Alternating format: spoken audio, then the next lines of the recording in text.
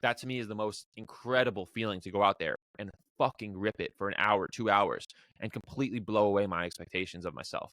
It is such an addicting thing that you don't really get in many other sports. And I am going to keep chasing that feeling for a really long time.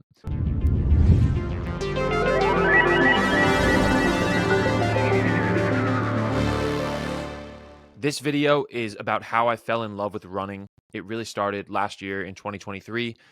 And I'm gonna tell the story in 3 parts, which is part 1, the rabbit hole, part 2, the obsession, and part 3, the vision. People ask me all the time, they say, "How did you fall in love with running? How did you become a runner?" And I feel like this 3-part ascension, or even descension to it is probably more accurate. Descension into the dark place is a good way to break it down. The rabbit hole, the obsession, and the vision. And so let's start with the rabbit hole.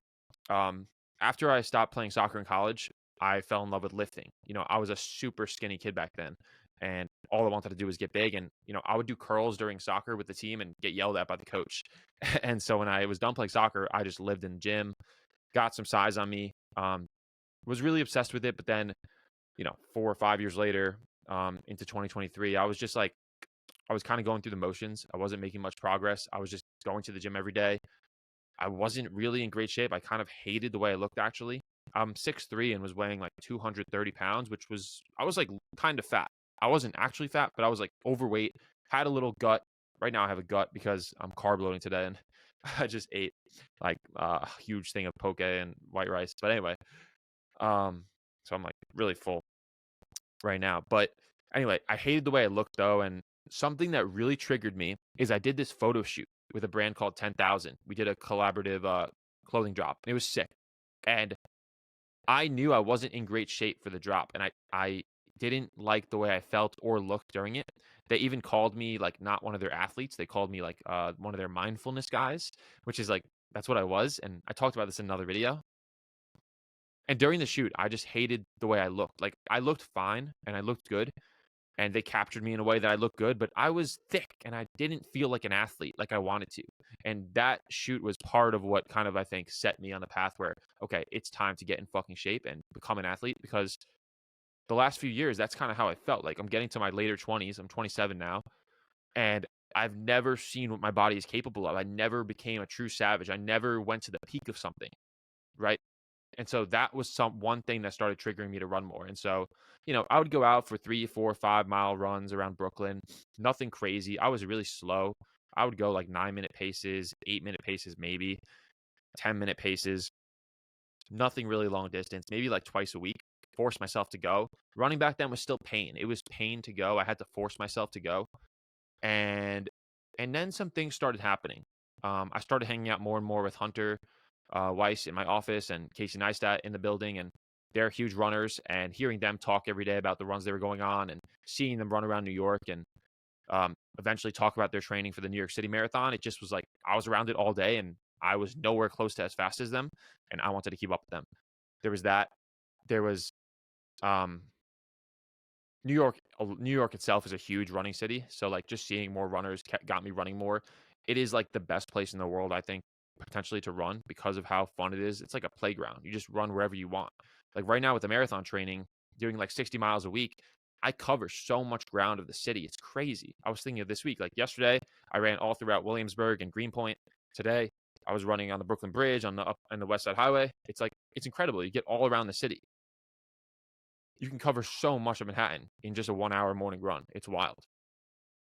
And so back then, though, I was still in what I would call my runner's low period. I think you have to get through a year almost of runner's low before you get to experience runner's high every time you go. Um, and most people never get through that period, and they never get to feel the joy of running, because even, in the beginning, what you're doing is you're going out, you're just going for a run. There's no tactic behind it. You're just going and running, usually at like a moderate to hard pace, and you feel dead after, right? But eventually you get through that period of runner's low, and you start going for really hard runs and really easy runs. And those real easy runs just become almost effortless.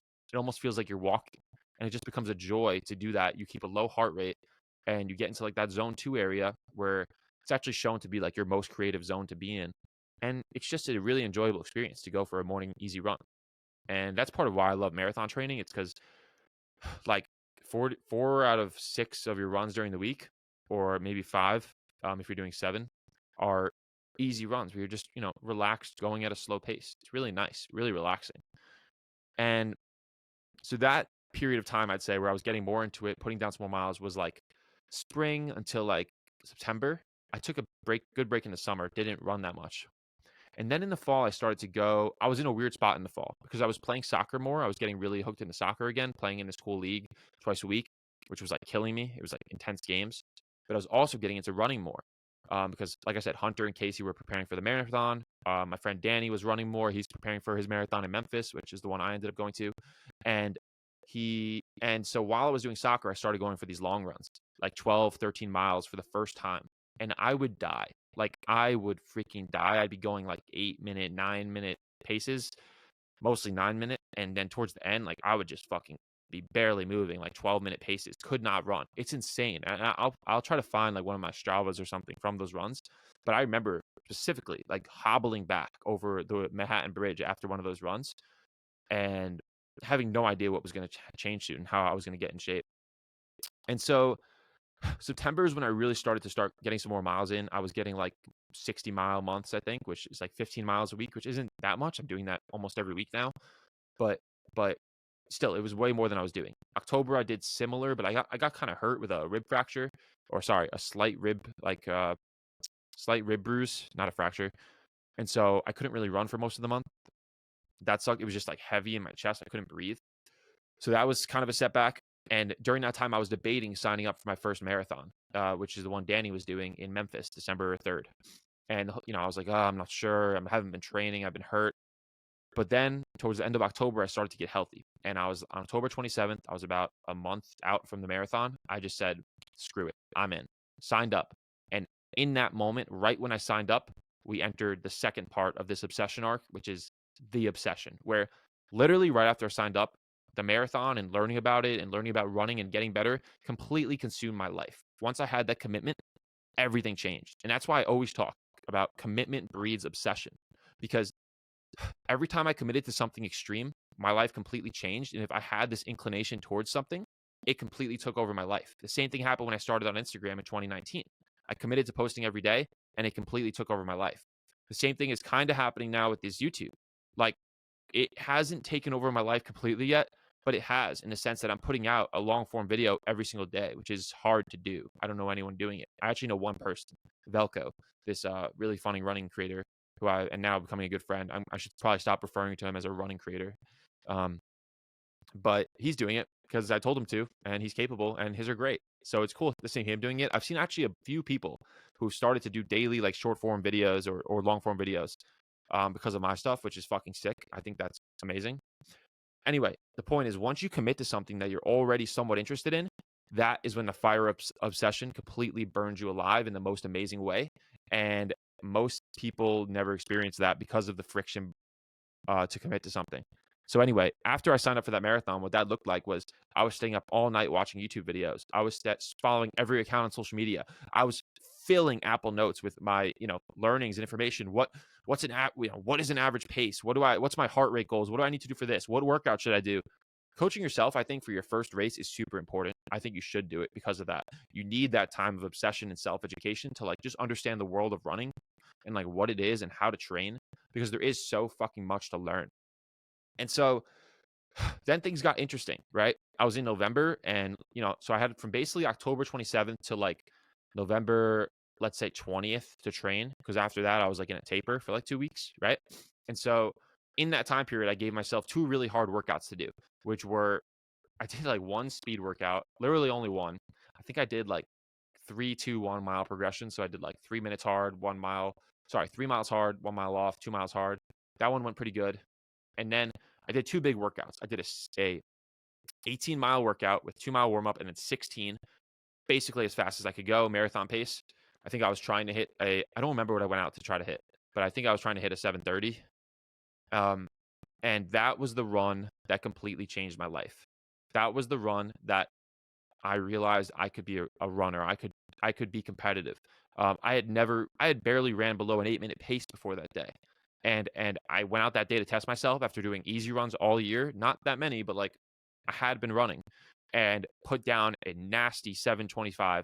Looked up because I went under a bridge, an overpass, so I didn't have tracking. But I was around like 7:26 to maybe 7:28 pace for the whole 16 miles, which to me was fucking crazy because I'd never done anything close to that. And so that gave me so much confidence. And, runs like that, that was probably the hardest that at that time was the hardest run of my life for sure. Like, I remember screaming at myself. I remember being in Central Park, going absolutely fucking crazy, like, feeling something I've never felt. That was part of what made me fall in love with running was those long runs. Even before that, where even though I'd go slow, there'd be times where I'd get my legs and I would go fast. I would put down, like, even, like, 6-minute miles for small pieces of it. And 6-minute paces for small pieces, 7-minute paces, and I would feel this adrenaline and intensity that I literally haven't felt in forever, my entire life. And so that feeling got me completely addicted to running. There's a lot more things that got me addicted to running that I didn't really cover in this video yet. I'm like more talking about just like that tactical timeline. But like it genuinely is a lifestyle. It's waking up every morning, running around the streets in New York. There is like an ethereal nature to it. That's why I'm starting to show the videos of it because to me it is insane. Like I'm out there alone most mornings. I don't see people, especially in like Manhattan streets. Like it's you see people, but not really. And there's something I need to drink water. I'm like, I have to drink this whole thing today, and I'm just not getting it down at all. Ugh. So you have to basically fall in love with just spending that time with yourself every day. And then, you know, I really grew to love both sides of it, right? I love the slow, easy runs in the morning. I love like running with new people. And now, especially like with the run cult and just with I'll run with random people now and people I want to talk to. That's always fun.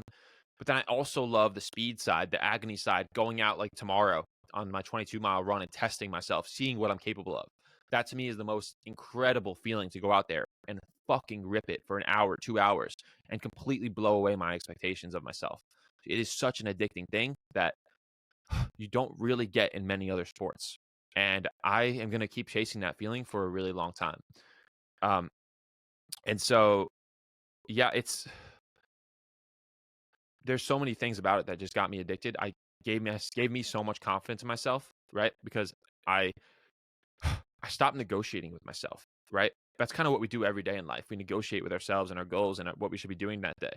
When you go for a run and you tell yourself you have to run 12 miles, you don't have to do that, right? You can stop running anytime you want. You can go and walk into McDonald's and get a Big Mac and sit there and talk to a stranger and do whatever you want. I don't know why I brought up the stranger, but you can go into McDonald's and give up and just eat and go home and move on with your life, right? But, athletes don't do that. You do your job. You do what you told yourself you're going to do. And so you get used to, mile 11 into an 18-mile run. You feel yourself, oh, I don't really want to do this, but you don't even let yourself have the thought. You combat yourself instantly. And eventually you stop having the thought at all because you're going to negotiate yourself out of it, right? That is a really fun thing that translates to everything else. Because when you go through that pain every day and you go through that commitment to yourself, everything in life becomes easy. When you go out there and rip 12 miles in the morning and then have to sit in Gmail and handle a stressful email, that email starts to feel like a joke. And it starts to feel like you're playing with like silly putty. It's like, this is whatever. Just type letters on your keyboard and be done with it. That's kind of like, that's the beauty of running. It kind of consumes you and makes the rest of life feel like kind of like a joke. Like it's just for fun. And running is the only thing that matters. And look, this is me. This is how I am when I get into something. I cannot do anything without it completely consuming me.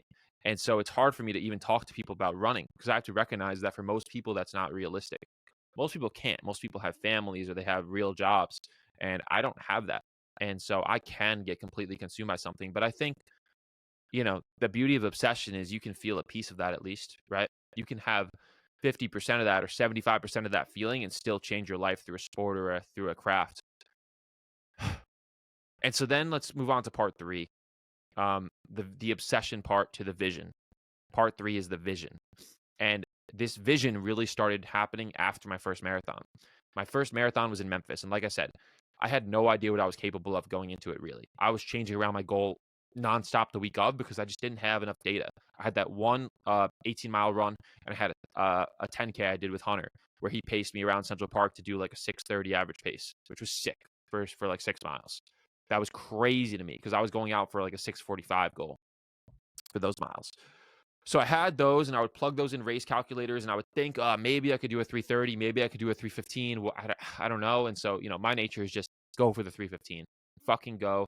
Your body seems capable, but I didn't have enough miles. I didn't have enough data. I didn't have speed workouts. It was really risky. And so my mentality was go out at this certain pace and push it at the end, which is sort of what I did or tried to do. Anyway, and the marathon went incredible. I completely blew myself away. I had no confidence that I was going to be able to do it. I thought I could. I thought I had it in me, like that energy and that intensity, but I had only run 18 miles. I'd only run 16 miles fast. That is crazy. That is crazy that I was able to go from that to 26 and not die. I did sort of die between like 3 miles, but not really. Like I got to the high sevens.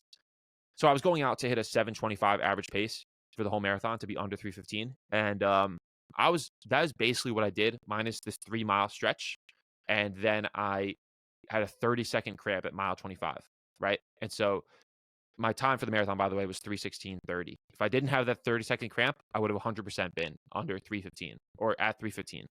And yeah, I also fucked up and didn't have an average pace time on my watch, which is like the most important time in a marathon.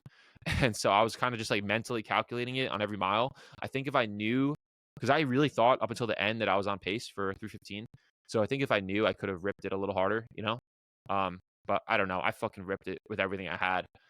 The marathon was such an incredible experience. That deserves its own video, but you know, I didn't use my phone. I didn't use headphones, even though I did all of training, and it was just a surreal thing to be out there for 3 hours and 16 minutes, giving everything, and it was a dreamlike state for most of it. And the dark place at the end was very, very dark, and it was incredible feeling to get through it and to get faster at the end. My last 3 miles were fast as fuck. After miles like 18 to 23 or 19 to 20 to 23 were really, really dark. I got through it, and minus my cramp, I was ripping. I was going like low 7 paces almost. And so when I did that time with my weight, which was like 207 on the day, I realized like I'm doing this time at 207 pounds. That is fucking crazy. Like I started to realize from runners who were messaging me, like that's not normal. And so obviously I have some type of gift, whether it's from the soccer or genetics or just me living in the dark place and understanding it more than anyone else. I genuinely think when I go out there, I push harder than anyone I know. And I live in the dark place more than anyone else. And so I started to really realize, holy shit, this is it. This is the vehicle for obsession that I'm going to use to bring obsession to more people and to share my story of obsession. People always ask, what are you obsessed with, Zach? And yes, I'm obsessed with obsession itself and like that concept of bringing it to the world. But now there's something new and something tangible and something in running that anyone can go and put on their shoes and go out there and rip, right? And so that's what's amazing about it. It's the best vehicle for obsession ever because it's so accessible and it's so easy. You can go outside right now and find your dark place. It might take you 5 miles. It might take you 10 miles. I don't know. But your dark place is right there and you can go and find it anytime you want. So there's that piece. There's also, I have this big belief that a lot of people who lifted for the last 5-10 years, which is like me and a lot of my friends, all they did was casually lift. All of them are now getting into running. And they are like I see it every day. I'm getting tagged in it every day. I'm helping them with their marathons. I'm helping them with their races. It's crazy to me. I put out a tweet saying exactly that. Every guy I know now who did this, who lifted for the last few years, is getting into running. And that tweet went super viral, which means there's truth behind it. I think that has another few years. I think of like ripping up. I think bodybuilding, I think running on social media and like the attention it has in culture probably has like 5% or 10% of the attention that bodybuilding and like lifting has, which to me means there's a massive opportunity to grow the space. Massive. And I think there's not enough big running creators. When I think of and big names in running, there is, but the best runners just want to be left alone. They don't want to be famous, right? And so it's like I look at bodybuilding and there's all these big names like Sebum, Christian Guzman, all these fucking guys. There's dozens and there's hundreds of creators in fitness and bodybuilding with over 1 million followers, subscribers, whatever. But I can't even name one in running. There's a few like Nick Bare, obviously. His main thing is the hybrid athlete, but he's obviously like really into running and is a fucking insane runner in a bigger, weight class, if you call it that. Running doesn't really have weight classes, which is another point I'll get into in a second. And yeah, and there's also, Matt Choi. He's a savage. He's doing a really good job leading, I think, the running space on social media, especially with short form stuff. I think his long form's good too. I just haven't seen enough of it. And so now I'm like, okay, what is my goal? What am I going to try to do in the space? I think the first goal is just see how crazy I can get around like the 190-pound range. I think for this next marathon in about a month, Austin, on February 18th, I'm going to try to come in around 195 pounds. I'm like 200-ish right now. So, hopefully put down a freaky time. I don't think I'll I'll beat Nick Bare's time at that marathon, but maybe for my third marathon later this spring, I could do that, or maybe later this year. I think that's realistic for sure. Around like the same weight as him, and then after that, it gets interesting, right? It's like I think there's two things I'm really thinking that are interesting. Other than okay, the main goal is to be the biggest voice in the running space online. That is like the goal. However, I want to do that while not being a running creator, if that makes sense, which is a very thin line to walk, and I'm struggling with it and maybe overthinking it, but I don't think I am. Like, I don't want I've been ripping Instagram stories because I just feel like now I have nonstop stuff all day, but I do not want my Instagram stories to be all running because I do not want to be that. I want it to be, it should be equally three parts: artist, athlete, entrepreneurship. To be fair, I'm not doing that much of the entrepreneur stuff right now. So it's like maybe it makes more sense to be like 50-50 artist, athlete. But I don't want to turn off the people who don't give a shit about running. And the truth is, no one really gives a shit about running. Even the runners don't, right? Even the runners don't. No one wants to watch people run. No one wants people to talk about running. People just want a story. People want someone to root for. People want something to relate to. And that's why the big vision is to combine what I've been doing for years, which is writing about obsession, writing about the dark place, and merge that with running. Because I think that if I can tell the story of the sport and the feelings I have in a way that only I can really become completely irreplaceable and really grow the sport, really romanticize running. I think that's what it needs. It needs to be romanticized because that's what it is. When I'm out there in the early morning, when I'm out there tomorrow, it is a fucking movie. It is a movie I'm in. I have my music playing. I have the views all around me. I'm running by people. I'm ripping by. I'm running through people sometimes, pushing them over, hurting little kids. Like, not actually, but sometimes. And it is it is like an experience. And I need to find a way to capture that. Um, So there's that piece. It's like really romanticize what running is and turn it into a movement, and show how it is the sport of obsession. But then there's the other interesting piece, which is like, what is my specific goals in running, right? So like I said, the first goal I think is to just see how fast I can get. And then there's like two things I'm thinking about. One is going after the world marathon record as like in the Clydesdale division, which is really a cycling term for like 200 to 220, I think, pounds. And I'm pretty sure, so it's not really a running thing, but it kind of is from what I know. Like, it could apply, and no one's really owning it in that space. And I think right now the world record is the 6'6", 230-pound guy ran like a 240 something marathon, 243 or something, or 246. I'll try to put a picture of him up here. We were checking him out. That is crazy.